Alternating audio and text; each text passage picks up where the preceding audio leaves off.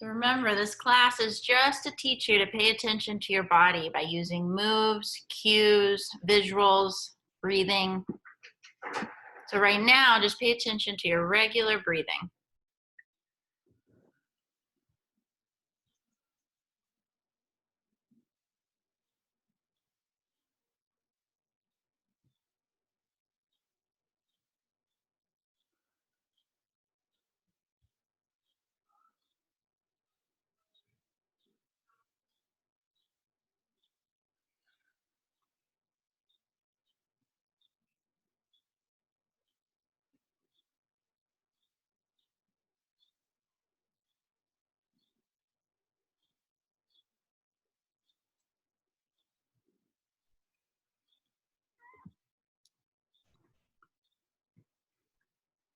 We're going to be doing a lot of holds, so you're going to start with the breathing part. So we're going to be doing 3 things in this position. First, just working on the exhaling. So in through the nose with a 5-second hold at the end. So full breath out through your mouth. Hold for 5 seconds, and then completely relax. And then full breath out. So just the breathing part right now. Each exhale get a little longer. And what I want you to picture is just deflating your whole entire body. So notice how that feels. How every inch of air is being pulled out.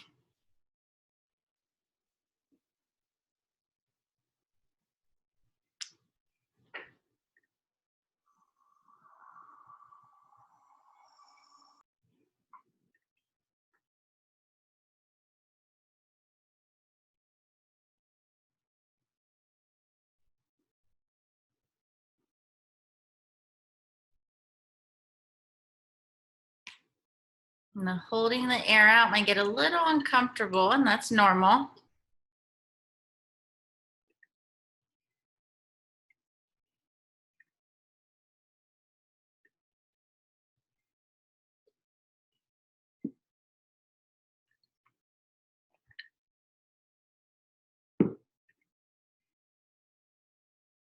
And now the breathing stays the same. You're gonna add a reach. And this time, what you're gonna really feel is this part of your body deflating as you're reaching up towards the ceiling. So legs still stay relaxed. Your arms are gonna go up. Let your head come back. Relax your head into the ground, and then you're being pulled by your fingertips.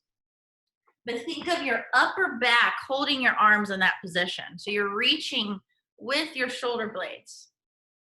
So as you fully exhale, you're being pulled by the fingertips. And then keep the shoulders off the ground. You might notice you might be able to exhale a little more because you're reaching.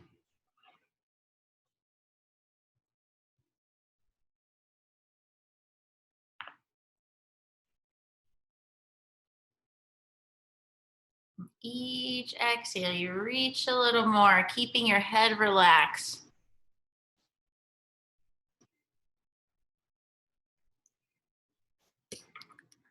And rest. And then the breathing stays the same, but you're gonna add a tilt. So you don't wanna drag too hard into the heels, because then you will get like hamstring by your knee. So you'll want to distribute the tuck with your feet and your back pockets being pulled off the ground. So you're gonna slowly, one vertebrae at a time, you're gonna roll your hips. Continue to roll. I want you to find that spot that's challenging, where you're feeling a lot of hamstrings, but not feeling knees, not feeling low back. Once you find that spot, relax your head and breathe.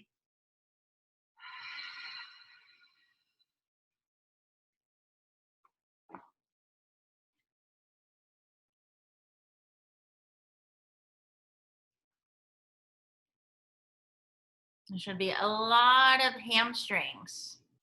Your breathing should still stay relaxed. Full breath out.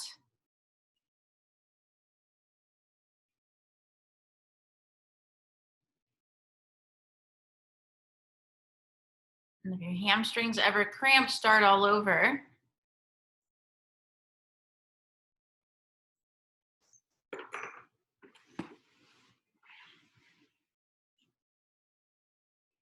And rest. Before you go back to the exhaling, get a nice stretch on each side. Nice stretch. The muscle that you just felt working a ton, let it stretch out. And then start all over by relaxing your legs, and then start back with the breathing. In through the nose. Full breath out. Go really slow. See if you can slow down the breath out a little more to make it a little longer.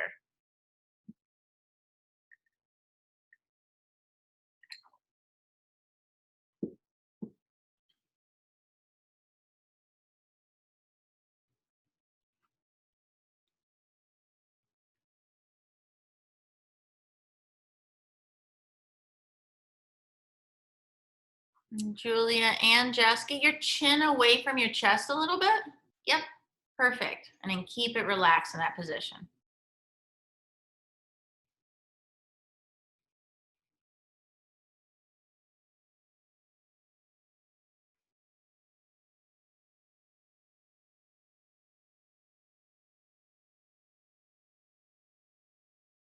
Awesome.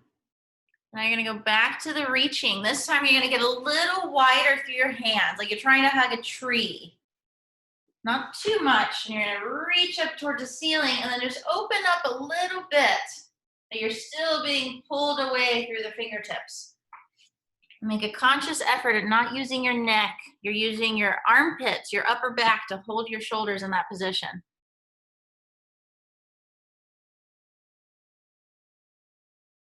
Each exhale, you reach a little more.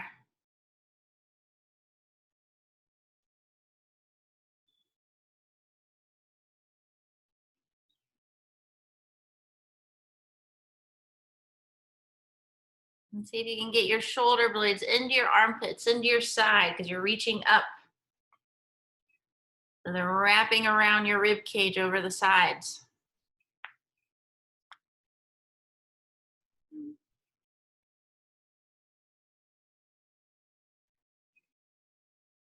And rest.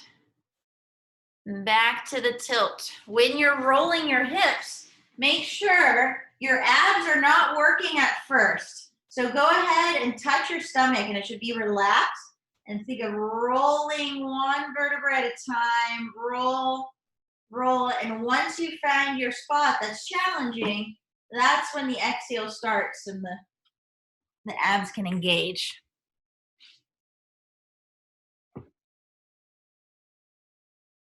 Roll up and find that spot that's challenging, and then hold that.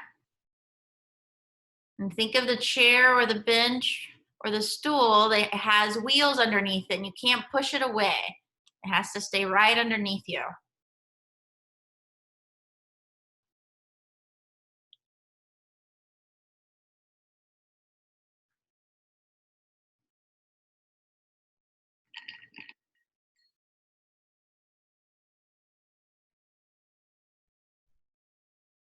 And rest.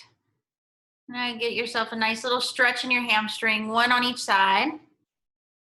That way you don't get tired to being in that position. Awesome. And this time you're going to keep the tension as you breathe in, and you're going to carry over this breathing for the reaching and the tucking. So first, just start with the exhaling. And then as you breathe in, think of keeping your low back into the ground. And the breathing in should feel much deeper. And then continue to breathe out. And no reaching right now. Just the exhaling.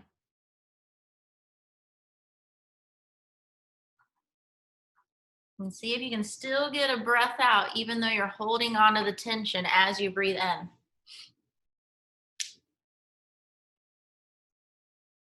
Think of keeping your low back glued to the ground as you breathe in.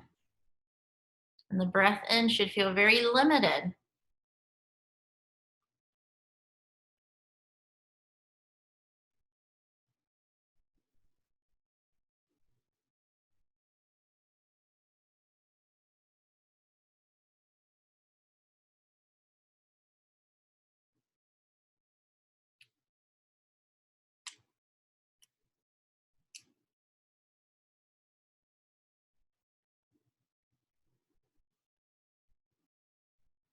See if you can now direct the breath in into your low back. So continue to do what you're doing, but see if you can breathe in and feel your low back expand into the ground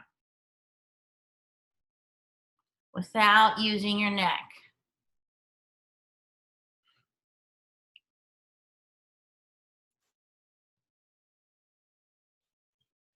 And now take a small break. You're going to add the reaching and see if the reaching allows you to help drive the air into your low back. You're going to reach up, chin goes up, relax your head.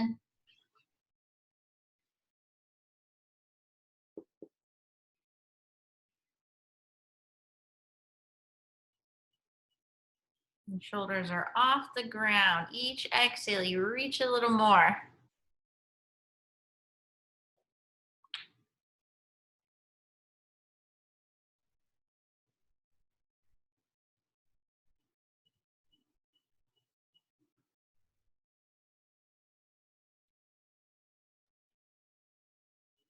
And rest.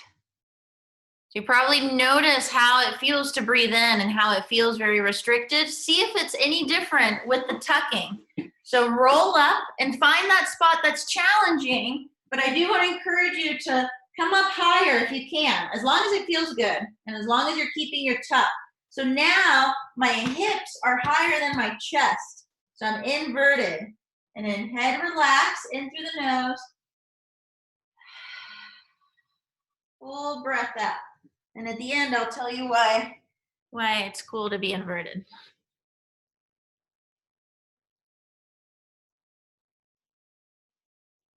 And a really good way to add some intensity to the 90-90.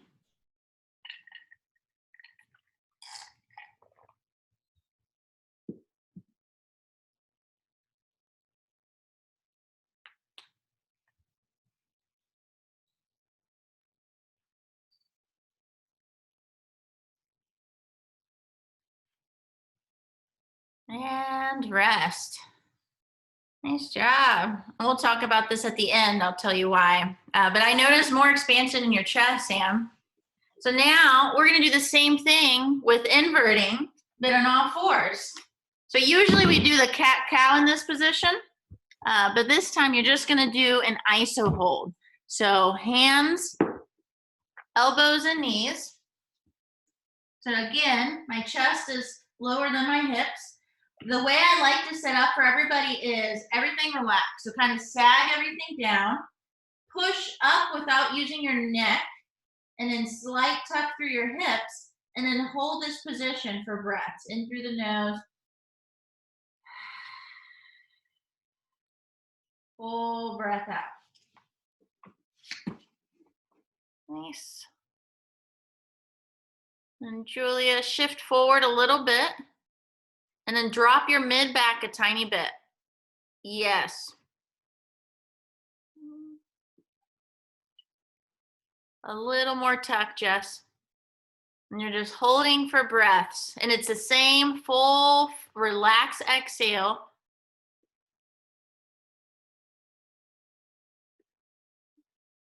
And then Sam, yes, there you go. You corrected yourself.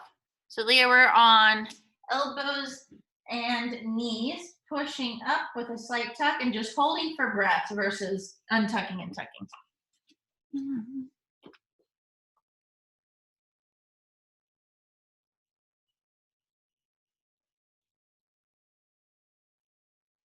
And rest. And I'm going to flip over and we're going to go glute bridge hold, which is another way of inverting. So you're going to roll your hips. Now it's just going to be more glutes, less hamstrings by your knees. And then just bring your hips up, whatever's comfortable, and then hold. Try to distribute the weight evenly through both feet.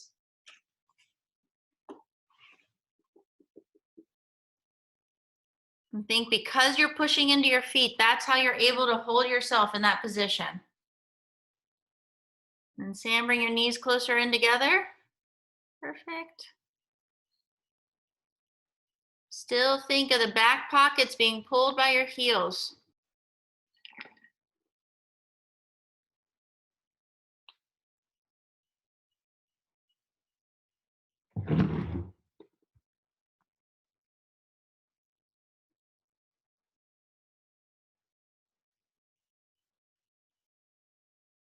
And rest.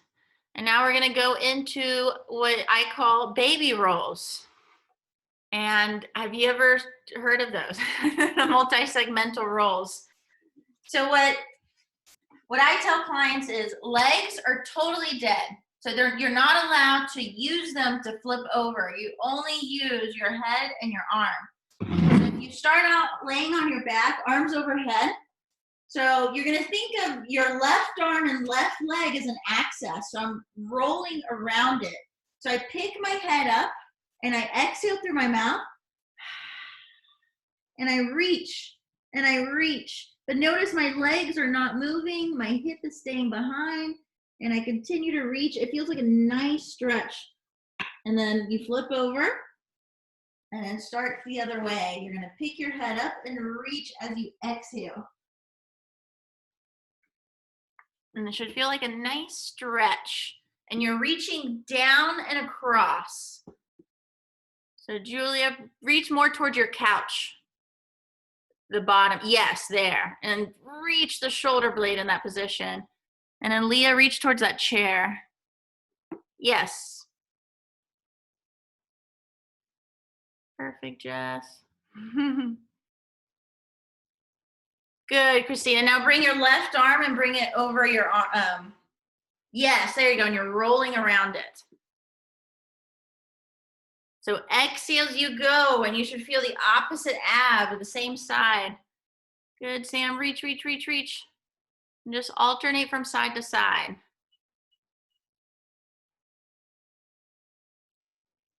And this should be slightly challenging. If you flip over too fast, you're using your legs too much to push off.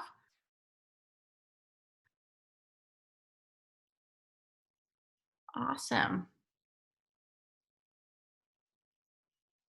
And rest. Now you're going to go back to all fours. Knees and elbows. So start out by letting everything kind of relax down. Push up without shrugging, without using your neck, and then slight back pocket tuck, and then hold this position. You're not changing your shape as you exhale fully. You're just pushing up towards the ceiling.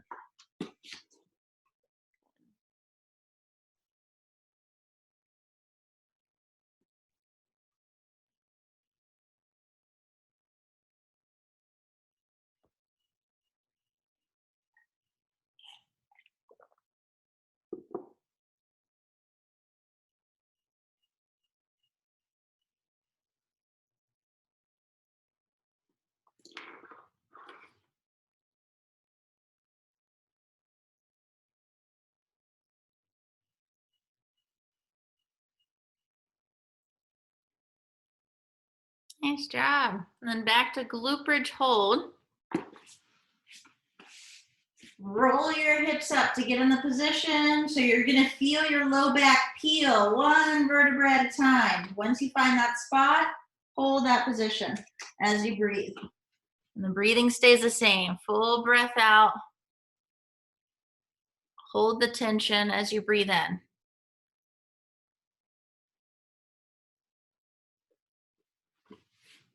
And distribute the weight evenly through your feet. Your feet are holding you in that position. Notice where are your back pockets. Your back pocket should be being pulled by your knees or towards your knees.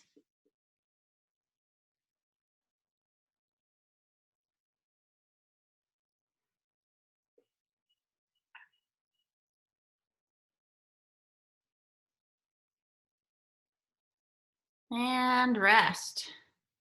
Nice job. Back to baby rolls. So think of if you're rolling over to the right, your right arm and right leg are an axis, and you're rolling over them. So notice this doesn't move. So I'm reaching. I should feel the stretch from my left hip up. And then just flop over, push yourself back to your back, and then roll the other way. Awesome, Christina, looks good.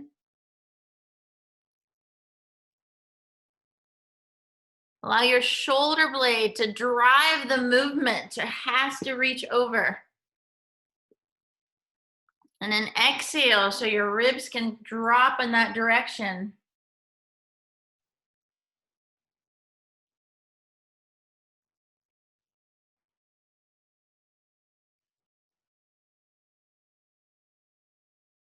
And try to drive more, a little bit more with your head. So your head and arms are the ones that drive you over.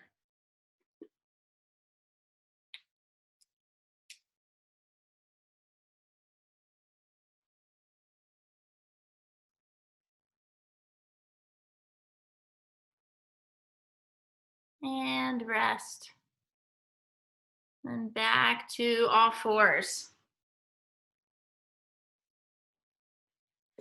So allow the middle to drop first. And then push up. Your head should be straight ahead. It should not get down.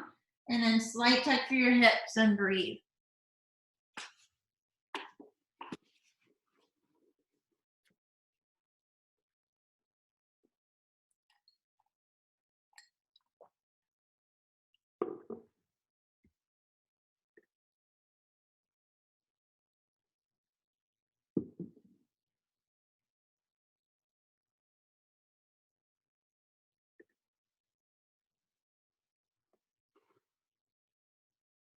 And rest. Back to glute bridge hold. If you want to add a reach to this, you can, or you can just keep doing just the glute bridge. So once you've rolled up, find that spot, reach your arms up, and you can even go overhead a little bit if you want.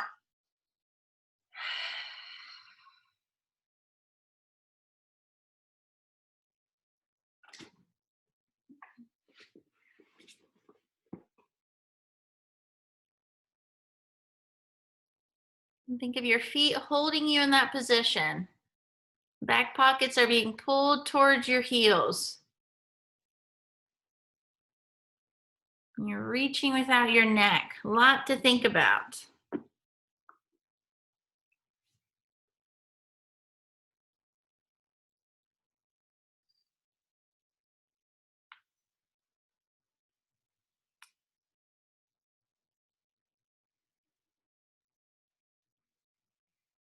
And rest. One more set of baby rolls.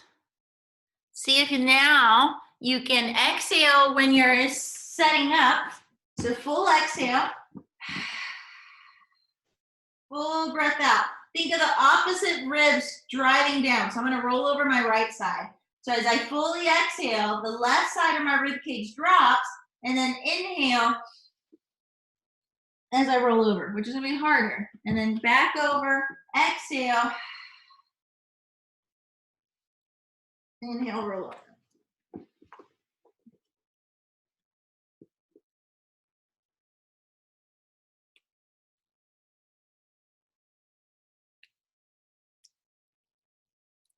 Nice.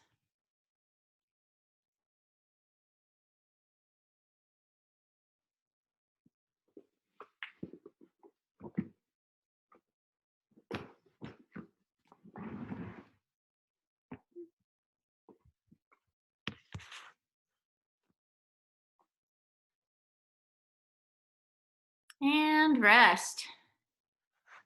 And now you're going to go into your squat. So feet hip width apart, knees straight ahead, feet straight ahead. And you're going to pull the back pockets down and hold. You're going to reach down parallel to your thighs.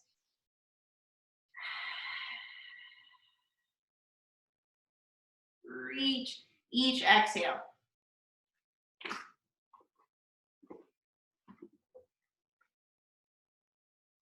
Perfect, Julia. Pull the back pockets down, Leah. A little more. Awesome, right there. That's perfect. Way better, Sam. Jess, that's perfect. Christine, pull the back pockets down. Really good. And then as you all come up, keep the back pockets down all the way to the top. And pelvis is underneath you. Perfect. And the next one, rock back breathing, getting expansion your whole entire back. If this gets uncomfortable with your knees or hips, let me know, or you can just put a pillow between your heels and hips.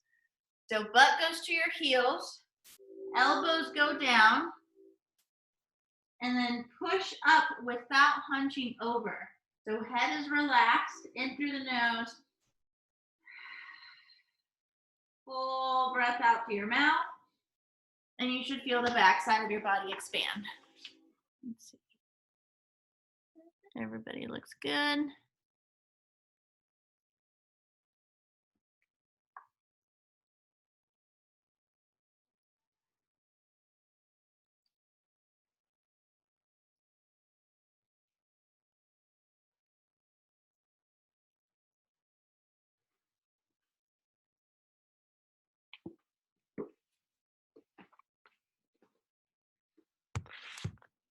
And rest. Everybody's squat looked really good. So let's go up and down. Coming up will be a lot slower because you're exhaling. So tuck your back pockets. That's as far up as you're going to come up. So you're not going to come up all the way. So tuck the back pockets. Exhale fully. Inhale, drop. Exhale, back up. Inhale, back down. Exhale, back up.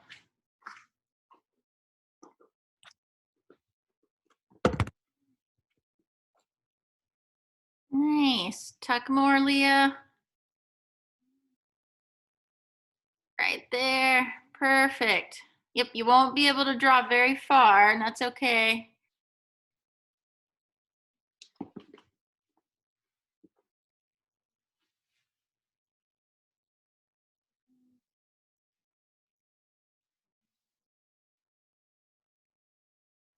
And rest. Back to rock back breathing. Butt to your heels, elbows in the ground. Think of relaxing your hips in that position.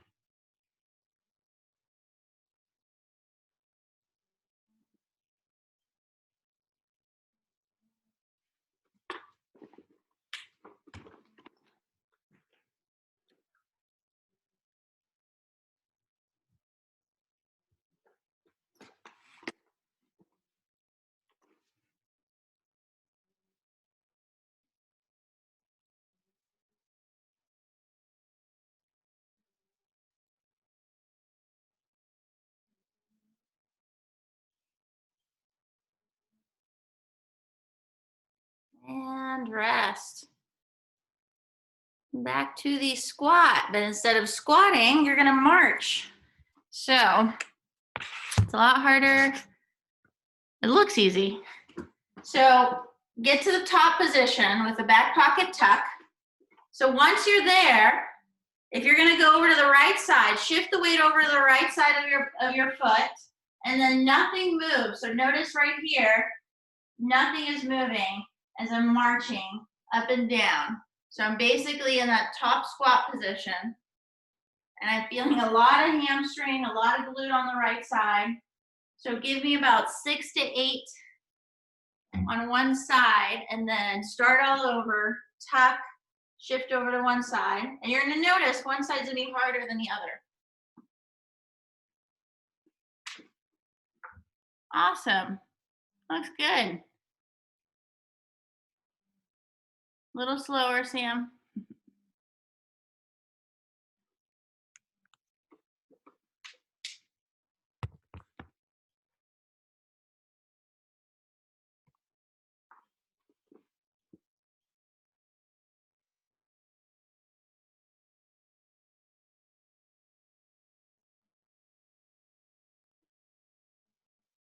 Perfect. Back to your back. One more round of rock back.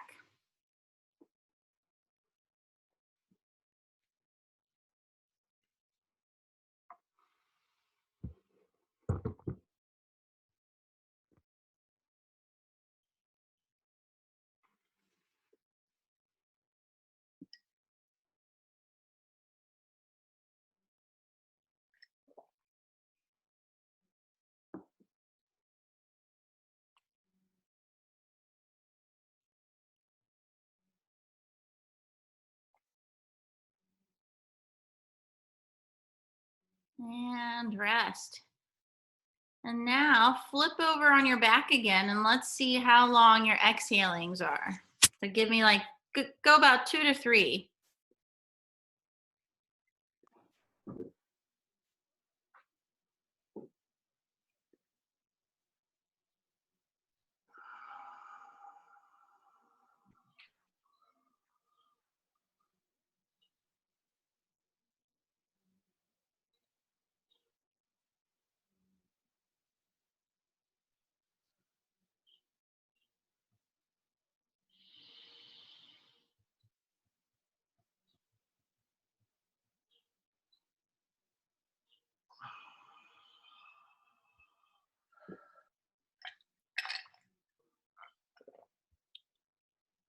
And Julia, how long were you able to go?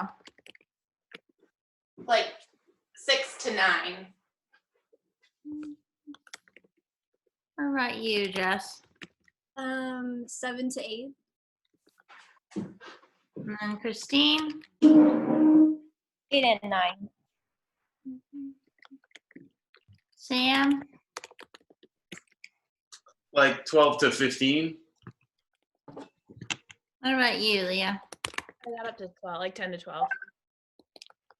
Nice, tiny bit of improvement. Another way too that I was going to play around this week with my clients is checking their control pause. Have you ever heard of that? It's Buteyko breathing. So it's a breathing for people who have asthma, and it's like retraining yourself to breathe through your nose. So there's a test. You take a breath in and then a breath out, and then you hold it for as long as you can. But if you have to take a big breath in, you held it too long. And what that technically is checking is for how much CO2 is in your system, and which most people think CO2 is a bad thing, but we actually need CO2 in order to absorb the oxygen that we're breathing in order to get that exchange. And most people lack that. And it's interesting.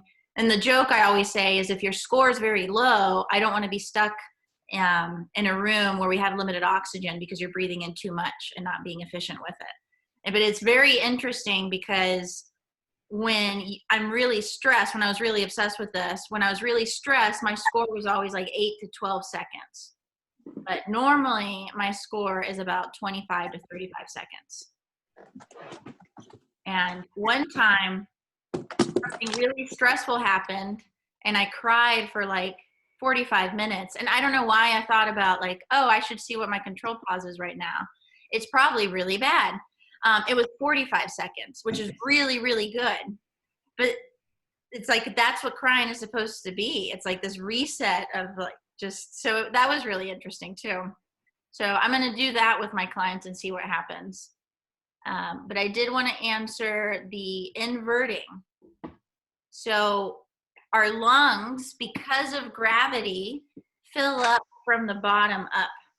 So we're most likely to fill up the lower parts of our lungs than our chest. And all of this breathing that we're doing is all I'm trying to do is expand the rib cage in all directions. So if I flip you over upside down, I now advantage the top parts of your rib cage to expand. So I'm able to get more shoulder range of motion. And inverting can look anything like a glute bridge, because now your hips are higher than your chest, so you're able to expand more here. The 90-90 bridge that you did in the beginning. This all fours is really good, because now I'm filling up the top parts of my rib cage. I will also do, for people who are really flexible, this doesn't work well with people who are really stiff. Think of these like Eric's pads here. Yeah. And my number one test to see if this is an okay exercise for them, or two, I would say. Notice how my spine is nice and smooth. Like I'm not like this here. Around, right. Or I'm not like this here where I'm like super flat in one area. It looks nice and smooth. That's my goal for any type of rock back variation. So what you all did here, nice and smooth. I would have said with Jess, I would have added a small pillow between your stomach and your legs, because your back was a little flatter. And then, so you didn't really like run into your legs very much. There was still like space there. So just adding a pillow would have gotten you a little more expansion. But you can invert rock back just by elevating people. And then my second cue for these people is checking the upper traps. Because if they're in rock back and upper traps are just super toned, it's not a good exercise for them. So I change pillows around and change positions until the spine looks nice and smooth, and then upper traps get to relax. But that's why I invert people. Downward dogs are another good way to invert people. Supported toe touch, a good way to invert people. When I started taking yoga, I realized maybe that's like, I mean, you spend half the time in a forward fold and then downward dog. So it's probably one reason why a lot of people get some results after being inverted. But yeah, everybody did really good today. Any questions? I have a question about the rock back position. Mm-hmm. So I noticed that when I'm just all the way down here, I can't get much breath anyway and anywhere. So I kind of have to prop myself up. Actually, if I put myself on with one more cushion, I can feel better breath going to Okay. my back. I'm just wondering why that is. Why would you think that is? Where do you feel restricted when you do that? Like, where does it And then- feel like you can't get air in? I just don't feel the expansion anywhere. Gotcha. I would say maybe you're opening up the sides a little bit by propping yourself up. But I would almost use that as an assessment and keep working on all this stuff and then go without a pillow in a few weeks and see if it's better. But I don't know why you would feel a lot better just by propping yourself up a tiny bit. Do it again. Show me both. If I'm here, can you see me? Hang on. Yeah, tilt me down a little bit. Yeah, like this is without. Okay, stay there for a few seconds. And just do a few breaths like you would normally. Oh, no, hang on. Oh, sorry, my cat is. Oh, I love it. Very neat. Come on. Okay, so I'm here. Okay, and then now show me with the pillow.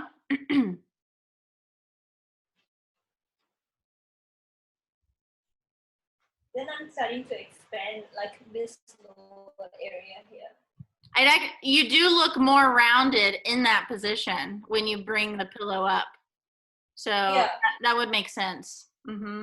Did you all see that? Yeah.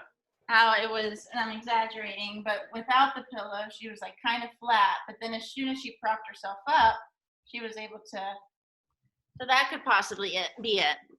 But then with those types of things, Yeah. I do like to use them as a test and go back to those things after and see how they feel or see if they feel different.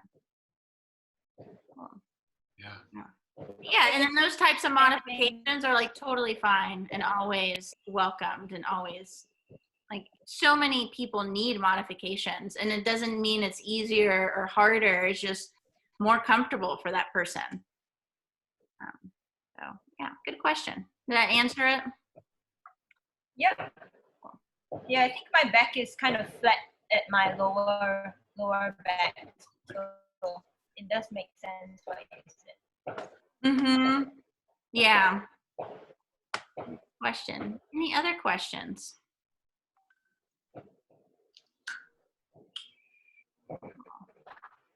Comments? Anything you're curious about?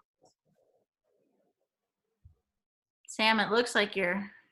I mean, I finished Zach's course, the Human Matrix, and then I did another like little online thing with Sean Light.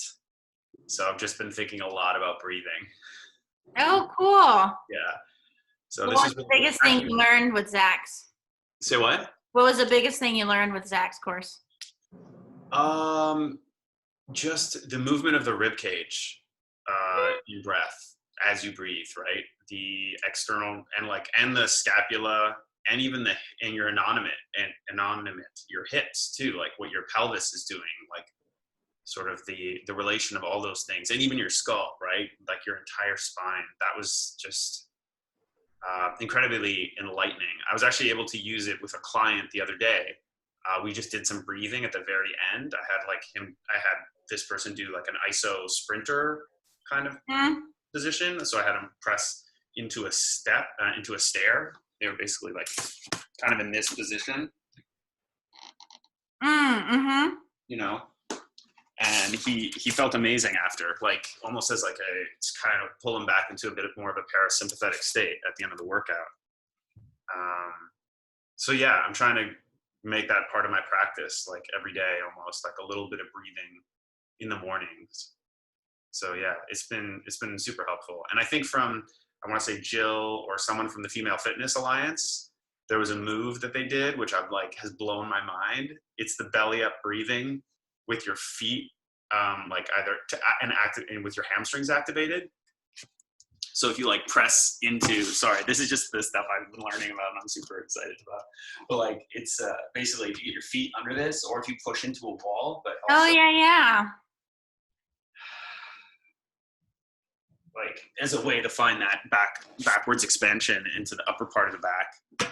I really love what you said about the inversions. I wrote that down because I never thought about that as inversions as a way to access the upper part. Yeah. Oh, and another way to do it too, but this doesn't work well if someone has like a really flat spine, because then, but again, it's a cool assessment because then people notice that, oh wow, I used to not be able to do that. Rocking. So if I exhale, inhale as I go back. Yeah.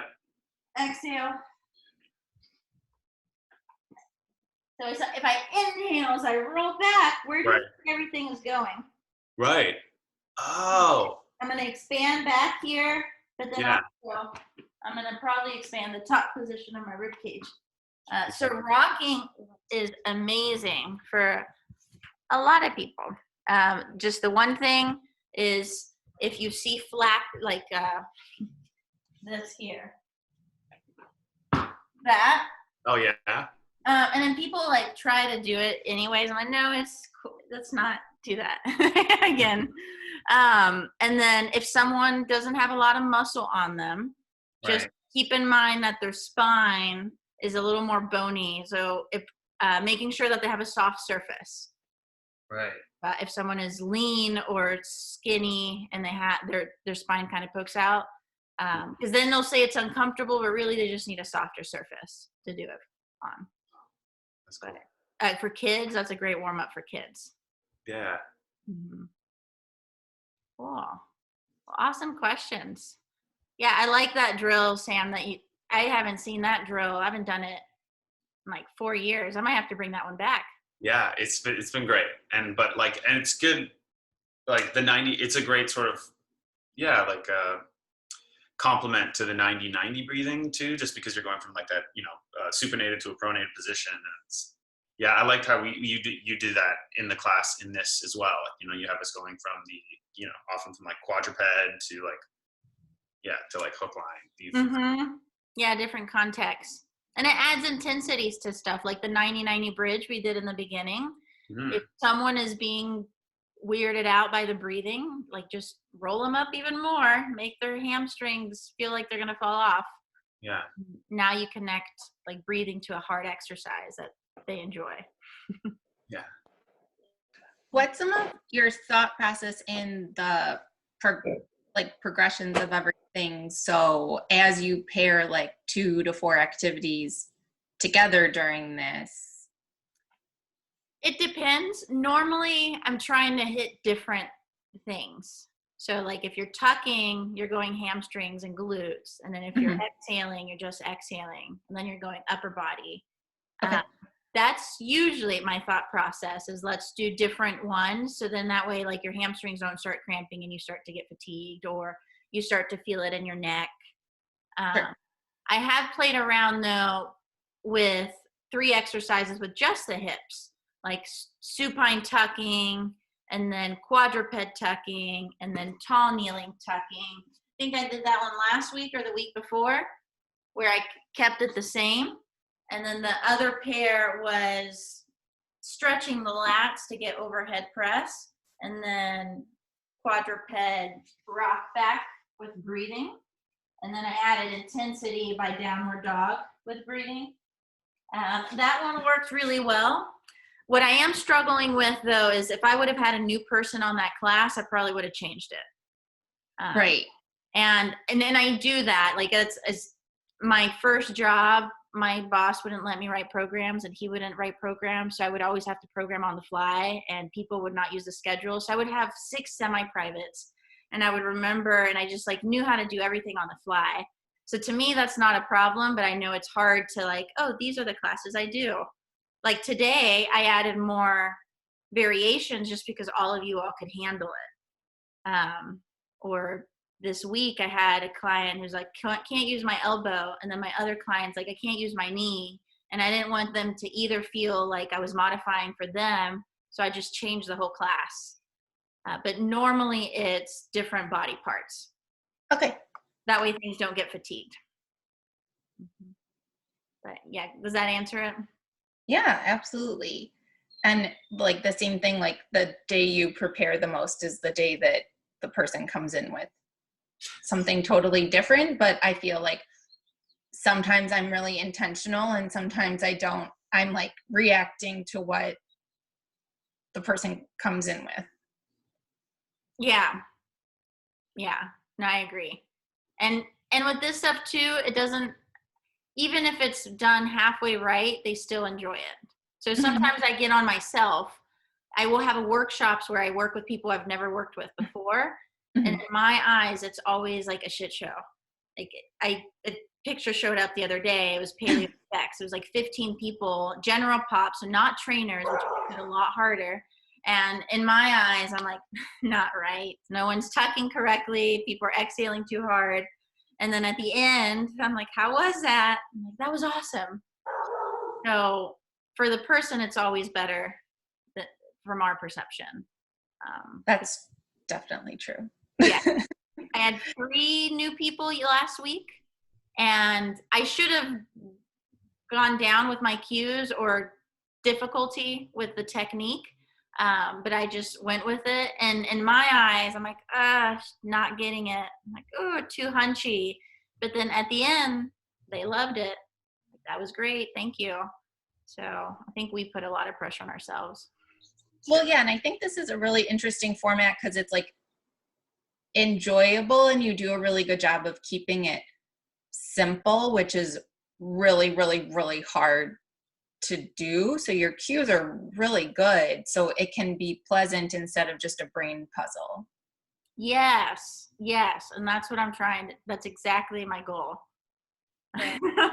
Actually, just wanted to share that again, like what I really like about your cueing, but also I was talking to my mom, who's 67, but she had started doing some resistance training in the last couple years, and the person she was working with was like working with her on posture and everything.